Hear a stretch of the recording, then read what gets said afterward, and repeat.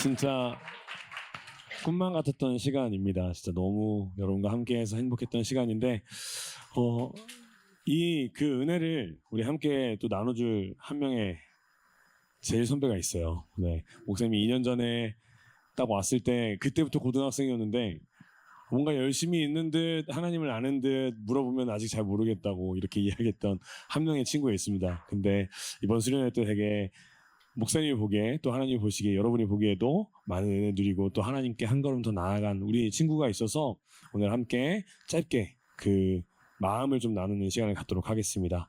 우리 태식이 잠깐 앞으로 나올까요?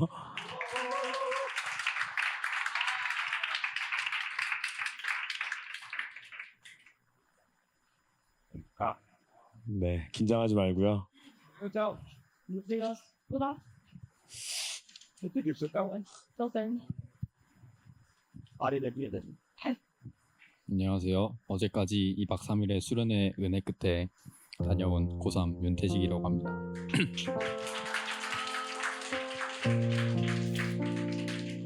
이번 수련회는 저에게 조금 특별했습니다. 다른 수련회들과 달리 제가 이 청소년부라는 공동체에서 보낼 수 있는 마지막 수련회였기 때문입니다.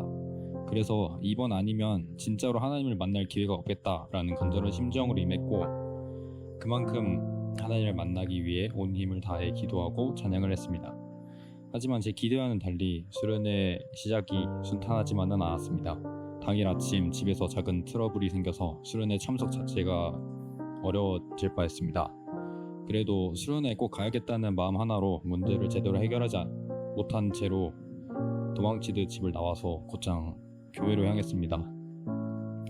그러다가 보니 교회에 도착해서도 기분이 매우 좋지 못했고, 저녁 집회 때까지도 아침에 생긴 부정적인 감정들 때문에 제대로 찬양과 기도에 임할 수 없었습니다. 그러던 중 저녁 집회 목사님의 설교 중에서 우리의 힘만으로는 그물을 끌어올릴 수 없다라는 말씀이 제 마음에 깊이 와닿았습니다. 그 말씀을 듣고 아침에 있던 문제를 다시 돌아보게 되었습니다. 그리고 이어지는 기도 시간에 소리내어 이렇게 기도했습니다. 하나님, 내 힘으로는 이 문제를 해결할 수 없을지 모르지만 하나님께서는 가능하실 줄 믿습니다. 이 문제가 잘 해결될 수 있도록 도와주세요. 그렇게 간절히 육성으로 기도를 드리자 놀라운 일이 일어났습니다. 불과 몇 시간 전까지 저를 짓누르던 기분은 온데간데 없어지고, 마음 깊이 출처를 알 수 없는 안도감과 해방감이 밀려왔습니다. 마음이 크게 호전되면서 저는 더욱 뜨겁게 찬양하고 기도할 수 있었습니다. 지금까지 제 인생에서 하나님을 경험했던 사례들은 주로 제 삶의 변두리에서 종종 일어났을 뿐, 정작 저 자신의 문제 속에서는 발견하지 못했습니다. 하지만 그때 제 마음에 갑자기 밀려온 안도감과 해방감은 하나님께서 제 기도에 응답해 주셨다는 분명한 확신으로 다가왔습니다. 처음에는 하나님께서 내가 수련회에 가기를 원하실 텐데 왜 나에게 이런 일이 일어났을까? 도무지 이해할 수 없어 끊임없이 고민했습니다. 하지만 지금 돌이켜보니 그 일조차 제가 자신의 힘을 빼고 더 열심히 주님께 기도하고 찬양할 수 있도록 이끌어주신 하나님의 계획이었음을 생각하게 됩니다. 저는 이번 수련회 기도 중에서 살아계신 하나님을 만났습니다. 누군가는 별것 아니라고 생각할지 모르지만 저에게는 하나님께서 언제나 우리와 함께 계심을 그 어느 때보다 깊이 느낀 최고의 순간이었습니다. 이제 수련회를 마치고 일상으로 돌아갑니다. 앞으로의 삶에서 제가 하나님과 더 가까워질지 혹은 때때로 멀어질지는 다 알 수 없지만 분명한 것은 하나님께서 제 삶의 모든 것을 함께 하시고 관여해 주신다는 사실입니다. 이 믿음을 기억하며 이번 한 주, 이번 한 달, 그리고 남은 2026년을 믿음으로 살아갈 것을 다짐합니다. 감사합니다.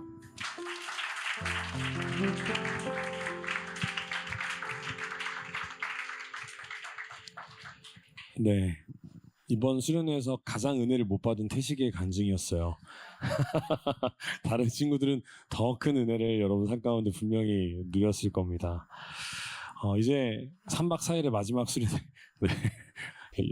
목금토 주일 하니까 3박 4일 같은 느낌인데, 네, 우리 마지막 함께 이 말씀을 좀 나누며 주님이 주신 은혜를 함께 누리며 나아가면 좋겠습니다. 그 태식이한테 수련회 끝나고 집에 가면서 태식아 그 간증 좀 써줄 수 있을까 물어봤거든요. 네라고 대답을 했는데 11시가 넘어도 답이 없는 거예요. 그래서 아 이거 안 되겠구나 했는데 11시 55분에 목사님 저 지금 일어났습니다. 네, 그래서 열심히 그 은혜를 잘 나눠줘서 진짜 새벽 2시가 될 때까지 그 마음들은 좀 잘 정리를 했었는데 그만큼 여러분들 중에 뭐 12시간 넘게 잔 친구들도 있고 이 수련회 이후에 쭉 기절한 친구들도 있을 텐데 또 아까 전에 그 인태기 영상 보면서 그 잠이 한번에 다 깨진 것 같아요. 네, 고맙습니다. 사랑합니다. 네, 좋습니다. 우리 정말 뜨겁게 하나님을 예배했고 찬양했고 놀았습니다. 목도 다 쉬었고 네, 주님 이제 제가 그리스도인으로 한번 제대로 살아보겠습니다라고 우리 두 날 저녁의 기도를 통해서 함께 고백하기도 했습니다. 근데 혹시 여러분들 그 수련회가 끝나고 버스를 탄 순간부터 돌아오는 길은 다 거의 다 기절하긴 했더라고요. 돌아오는 순간부터 집에 와서 우리가 마주하는 환경 중에 혹시 다시 예전에 우리의 삶의 모습들 좀 반복한 모습들이 있지는 않나요? 여러분 한번 생각해 보면 좋겠어요. 그리고 아 맞다 내가 이렇게 연약했구나 내가 그렇게 뜨겁게 기도했는데 또 이 모습이 돌아왔구나. 목사님도 사실 어제 집에 가자마자 그 3일 만에 아들을 제대로 놀아줬어요. 그래서 너무 에너지가 넘쳐서 아 힘들다 못하겠다 생각이 들었다. 아 맞다 나 은혜 받았지. 내가 받은 은혜를 우리 가족에게 흘려보내야지. 요 마음으로 다시 한번 좀 잘 잡고 그렇게 가정 안에서 제 역할들을 했는데 여러분들도 그 수련의 그때를 기억하면서 하나님이 주신 은혜 여러분들이 지쳐 무너지고 쓰러질 때마다 아 맞다 내가 그때 하나님의 은혜 받았었지. 그 은혜로 내가 다시 한번 일어서기로 했지. 요거 기억하면서 하나님의 뜻대로 살아낼 수 있는 우리 모든 친구들 되기를 소망합니다. 근데 우리가 이 수련회가 끝나고 나면 이제 뭐 다양한 어려움들이 있겠지만 가장 우리가 또 조심해야 되는 문제와 어려움들 중에 한 가지가 있습니다. 뭐냐면 비교 그리고 정죄하는 것입니다. 수련회가 끝나고 나면 꼭 이런 사탄의 속상이 들어요. 그러니까 나는 아직 뜨거운 것 같은데 옆에 있는 애가 벌써 세상에 있는 모습으로 돌아온 것 같아요. 야, 가짜 은혜를 받았네. 가짜 기도를 받았네. 다른 사람을 정죄하기 시작합니다. 또 다른 하나는 옆에 있는 친구가 엄청 은혜를 많이 받은 것 같은데 나는 아직 그게 안 되는 것 같아요. 그러면 나의 이 수련회 시간은 좀 잘못된 시간이었나? 다른 사람과 비교하고 정죄하는 이러한 사탄의 속삭임이 우리 가운데 드러나게 시작합니다. 왜 우리가 은혜를 받은 직후에 이런 문제들이 항상 발생할까요? 우리 시상할 때도 여러분들 첫 번째 위기가 있었잖아요. 왜 우리가 아니야? 왜 내가 아니에요? 이런 위기가 우리에게 좀 있었잖아요. 왜 수련회가 끝나면 우리한테 그런 마음이 들까요? 오늘 우리가 함께 말씀을 좀 살펴보면서 그렇게 살아왔던 베드로의 모습을 다시 한번 우리가 좀 보고 우리가 우리도 이럴 수 있구나. 그리고 이런 우리를 향해 하나님이 어떻게 말씀하시는구나. 요거를 우리가 함께 좀 발견해 볼 수 있는 시간이 되면 좋겠습니다. 오늘 목사님이 좀 최대한 빨리 끝내볼 생각입니다. 우리 이미 앞에 했던 시간들도 많이 길고요. 그래서 노력해 볼게요. 목사님은 말 길게 하는 거 너무 좋아하는데 네. 네. 준비를 안 해서가 아니라 여러분들 위해서 또 이후에 조별 나눔을 위해서 좀 짧게 목사님 생각에는 짧게 좀 나눠보도록 하겠습니다. 우리 요한복음 21장 18절에서 22절까지 말씀 저와 우리 친구들 한 절씩 교독해서 읽어보도록 하겠습니다. 목사님 18절 읽을게요. 내가 진실로 진실로 내게 이르노니 내가 젊어서는 스스로 띠뛰고 원하는 곳으로 다녔거니와 늙어서는 내 팔을 벌리리니 남이 내게 띠띠우고 원하지 아니하는 곳으로 데려가리라. 이 말씀을 하심은 베드로가 어떠한 죽음으로 하나님께 영광을 돌릴 것을 가르치심이로라. 이 말씀을 하시고 베드로에게 이르시되 나를 따르라 하시니 베드로가 돌이켜 예수께서 사랑하시는 그 제자가 따르는 것을 보니 그는 만찬석에서 예수의 품에 의지하여 주님을 파는 자가 누구오니까 묻던 자더라. 이에 베드로가 그를 보고 예수께 여짜오되 주님 이 사람은 어떻게 되겠사옵나이까. 함께 읽겠습니다. 예수께서 이르시되 내가 올 때까지 그를 머물게 하고자 할지라도 내게 무슨 상관이냐 너는 나를 따르라 하시더라. 아멘. 아멘. 자, 여러분들 목사님이 그 2주 전 주일날 했던 이야기부터 다시 한번 할 필요는 없겠죠. 목사님 수련회 내내 그 이야기들을 했으니까요. 여러분 까먹지 않았을 거라 믿습니다. 그 믿음으로 잠깐 지난 금요일 밤 저녁에 했던 얘기만 살짝 나누고 우리 말씀을 이어서 보겠습니다. 그렇게 실패한 베드로를 예수님께서 먼저 갈릴리 바닷가에 찾아오셨습니다. 그리고 이미 거기에 숯불을 피워 드시고 아침밥을 준비해 두셨어요. 죄책감이 가득하고 실패가 가득했던 베드로에게 예수님께서 찾아오셔서 밥을 먹이시면서 3번이나 그 숯불 앞에서 부인해서 그 마음속에 숯불만 보면 트라우마가 생겼던, 아 맞다 내가 예수님을 부인했었지, 이런 트라우마가 떠올랐던 베드로에게 네가 나를 사랑하느냐, 네가 나를 사랑하느냐, 네가 나를 사랑하느냐, 그 실패의 트라우마를 하나님의 그 사랑의 그 커버로 모든 것들을 덮어주신 일들이 우리 지난 금요일날 저녁에 함께 살펴봤습니다. 예수님이 그렇게 3번 부르시고 그다음 뭐 말씀하셨어요, 우리 친구들? 맞아요. 내 양을 먹이라, 내 양을 치라, 내 양을 먹이라. 이 3번의 나를 사랑하느냐라는 질문 이후에 이 3번의 명령을 예수님께서 베드로에게 말씀하십니다. 자, 우리가 그 사명을 받았던 그 베드로의 입장에서 한번 생각해 볼까요? 진짜 여러분의 전부이신 그 하나님께서 여러분을 찾아오셨어요. 그래서 하나님께서 여러분에게 사명을 주셨어요. 내 모든 아픔과 슬픔과 배신들을 다 용서하시고 회복시키신 그 하나님이 그 뜨거운 감격이 있는 그때 네가 내 양을 먹이고 쳐라라고 하나님께서 말씀하세요. 그럼 여러분들은 어떤 반응을 보일 것 같아요? 네. 이거였을까요? 아마 내 그 모든 그 쪽팔림과 이 수치스러움과 이 모든 것들을 다 덮어주신 하나님의 사랑이고 은혜였잖아요. 나를 포기하지 않으시는 그 사랑을 경험했으니 이제 어떻게 할까요? 목숨을 걸고 네 주님 내가 그렇게 하겠습니다. 내가 모든 것들을 걸고, 물론 내 힘으로 할 수 없지만 그 가운데 하나님의 함께 하심을 기대하며 내가 더 그렇게 나아가겠습니다. 다짐을 하겠죠. 분명히 이게 그 하나님의 사랑과 은혜를 경험한 자의 반응입니다. 근데 오늘 이 요한복음을 처음 접했던 1세기의 원독자, 이 초대교회 성도들의 굉장히 놀랍고 또 안타깝고 충격적인 모습이 베드로에게서 나옵니다. 우리 20절하고 21절 말씀을 다시 한번 읽어보도록 하겠습니다. 시작. 돌이켜 예수께서 사랑하시는 그 제자가 따르는 것을 보니 그는 만찬석에서 예수의 품에 의지하여 주님, 주님을 파는 자가 누구니까 묻던 자더라. 이에 베드로가 그를 보고 예수께 여짜오되 주님, 이 사람은 어떻게 되겠사옵나이까? 예수님이 앞서 걸으셨어요. 그리고 넌 나를 따르라. 내가 가는 길, 내가 가는 이 모습대로 따라와 라고 베드로에게 말씀을 하셨습니다. 근데 베드로가 뭐예요? 뭘 물어봐요? 예수님 판 사람이 어떻게 됐냐고요? 예수님 판 사람이 아니라 베드로가 그 앞서가던 예수님을 바라보다가 갑자기 뒤를 쳐다봐요. 자기의 어떤 라이벌 같이 느껴지는 사람이었겠죠. 예수님 품에 사랑을 받던 제자였으니까.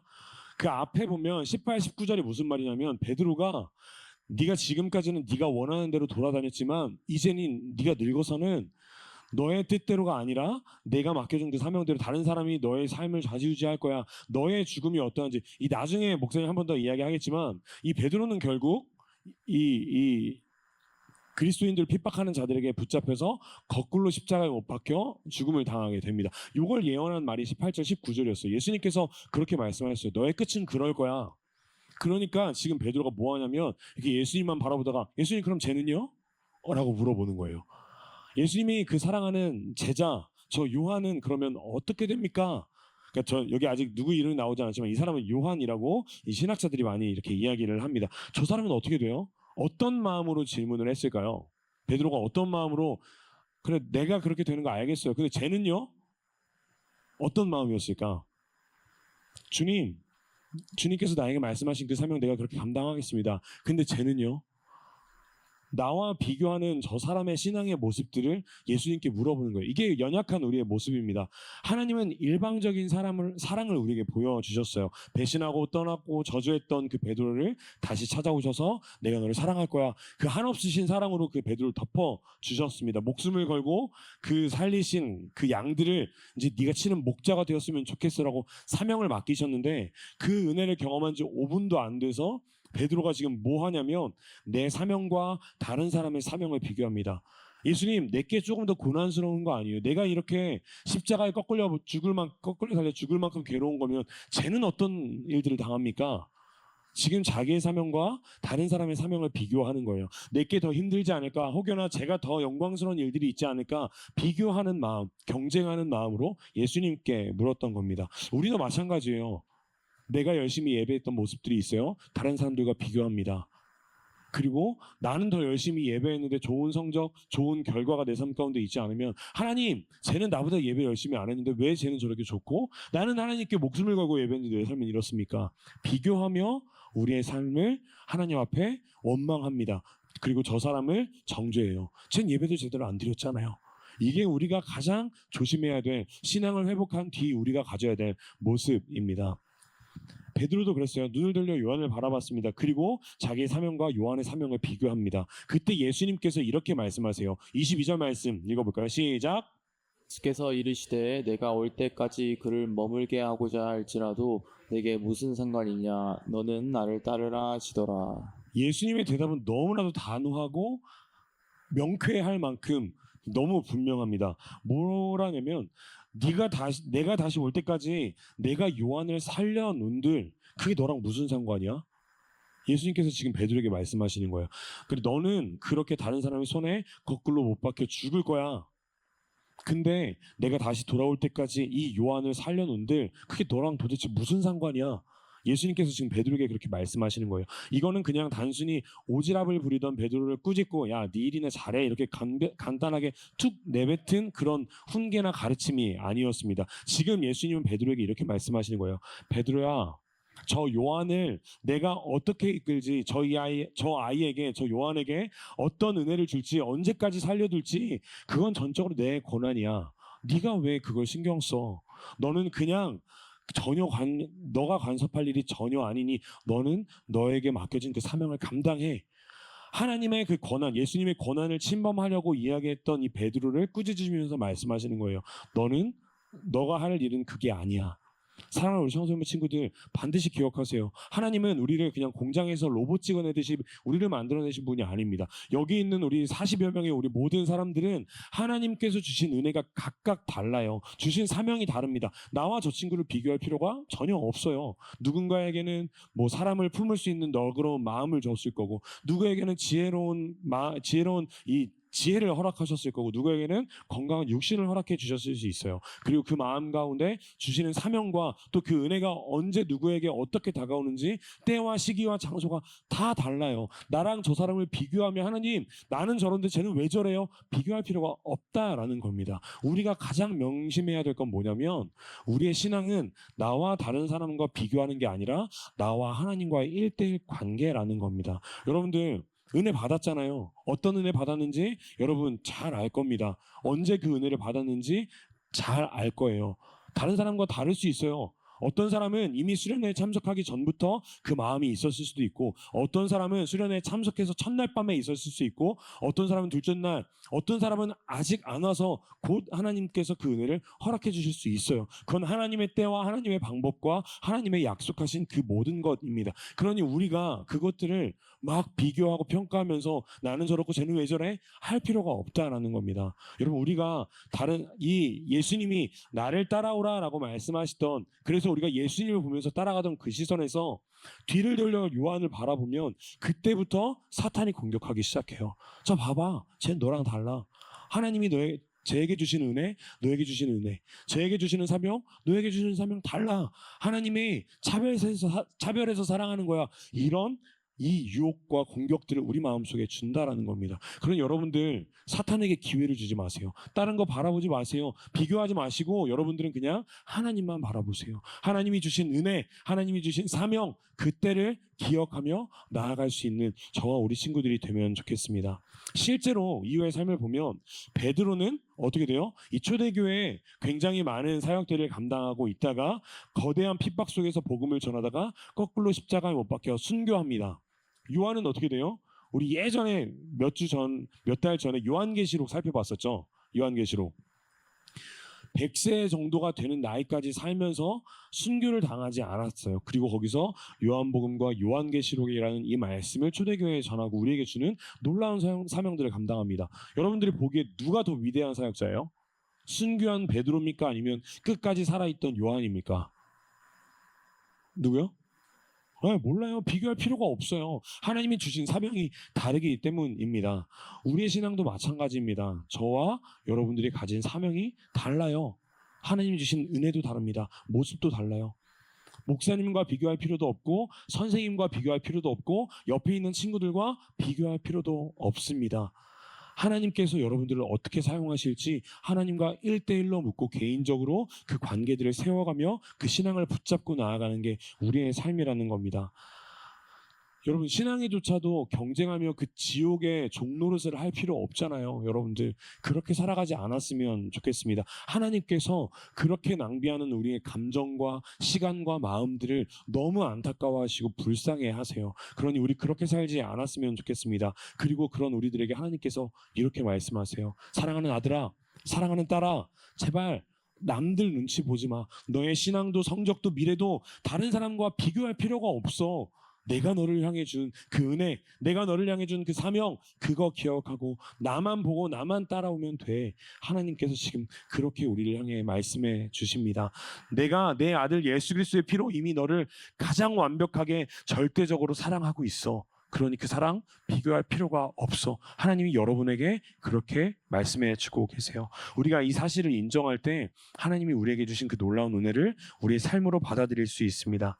그리고 우리가 또 한 가지, 마지막으로 한 가지 더 살펴봐야 될 건, 마지막에 예수님이 제자들에게 뭐라고 말씀하세요? 나를 따르라. 너는 나를 따르라 라고 말씀하세요. 이 문장에 굉장히 중요한 두 가지 의미가 담겨져 있습니다. 첫 번째, 너는, 이 명령이 나를 향한 개별적인 부르심이라는 거예요. 하나님이 지금 여러분 한 명 한 명을 부르고 있습니다. 다른 사람들이 어떤지를 묻는 게 아니라 너는 나를 따르라. 너는 네가 가진 그 은혜와 그 사명, 내가 준 그 사명으로 나를 따라야 돼 라고 우리를 개별적으로 부르고 있다라는 사실, 이거 기억하면 좋겠고요. 두 번째로, 따르라 라는 이 말씀에는, 나를 따르라 이 말씀에는 현재형이에요. 그게 과거에 나를 따랐어야 돼 혹은 미래에 나를 따랐으면 좋겠어가 아니라 항상 매일 매 순간 우리가 예수님을, 하나님을 따라야 된다라는 겁니다. 그러니까 두 가지 기억하세요. 하나님의 부르심은 나를 향해 있었고 지금도 내일도 모레도 과거에도 계속해서 우리에게 있다라는 겁니다. 이게 우리의 신앙생활이에요. 여러분들, 우리가 어제까지 2박 3일의 이 여름 수련을 마무리했습니다. 근데 우리 신앙생활은요, 여러분들 단거리 달리기가 아니에요. 2박 3일 동안 우리가 뜨겁게 사랑받고 은혜 받고 끝이 아닙니다. 우리는 하나님이 부르실 그때까지 이 신앙의 경주를 해가야 되는 마라톤과 같은 달리기를 우리는 해가는 겁니다. 수련회 끝났어요, 여러분들. 그 뜨겁게 찬양했던 그 찬양의 시간도, 눈물을 흘리며 기도했던 그 기도의 밤도 다 끝이 났어요. 여러분들, 그때 감정이 식을 수도 있습니다. 그래도 괜찮아요. 왜냐하면 감정이 식고 시간이 끝났다고 성령님이 우리를 떠나는 건 아니기 때문입니다. 성령님은 그때나 지금이나 여전히 우리 가운데 계세요. 그러니 여러분들, 내가 단거리 달리기 열심히 하고 지쳤다, 내가 이제 이번 올해 동안 내가 했어야 될 예배 기도 다 끝났어 이러고 멈추는 게 아니라, 여러분들 마라톤이에요. 끝까지 그 길들을 꾸준히 달려갈 수 있으면 좋겠습니다. 너는 나를 따르라, 하나님의 부르심, 하나님이 여러분 개별적으로 부르시고 지금도 여전히 그 부르심을 하고 계시다는 사실을 기억하며 달려갈 수 있으면 좋겠습니다. 말씀 마무리할게요. 이제 우리 비교와 경쟁의 시선을 닫아버렸으면 좋겠습니다. 매일매일 우리 어떤 은혜를 누리면 좋겠냐면요, 얘가 누렸던 은혜, 제가 누렸던 은혜, 얘가 받은 사명, 제가 받은 사명, 제가 받았던 사랑과 얘가 받았던 사랑, 나와 비교하고 그렇게 살아가지 말고 나를 향한 하나님의 그 개인적인 개별적인 부르심을 우리가 꼭 기억하면 좋겠어요. 우리 그 말씀 고백했잖아요. 네가 나를 사랑하느냐, 네가 나를 사랑하느냐. 예수님의 베드로에 대한 질문도 베드로 개인을 향한 질문이었습니다. 그리고 베드로가 어떻게 대답해요? 내가 주를 사랑합니다. 내가 주를 사랑합니다. 주님께서 그 모든 것을 아십니다. 이 고백 또한 개인의 고백이에요. 다른 사람과 비교하지 맙시다. 다른 사람과 돌아보지도 말고 경쟁하지도 맙시다. 과거의 내 모습이 어땠는지도 뒤돌아보지 맙시다. 지금 우리 현재를 살아갑시다. 하나님이 지금 우리를 향해 부르신 그 말씀에, 주님, 내가 지금 당신을 따라가겠습니다, 내가 지금 당신을 사랑합니다 고백할 수 있는 저와 우리 사랑하는 모든 청소년부 친구들 되기를 주님의 이름으로 간절히 축복합니다. 우리 마지막으로 이렇게 여러분들 옆에 있는 친구들에게 이야기하면서 우리 다음 찬양으로 고백하면 좋겠습니다. 비교하지 맙시다. 뒤돌아보지 맙시다. 네, 우리 다른 사람과 비교하지도 말고 우리 과거의 모습이 어땠는지 뒤돌아보지도 말고 지금 나를 부르신 그 하나님의 그 부르심에 응답하여 나아가길 소망합니다.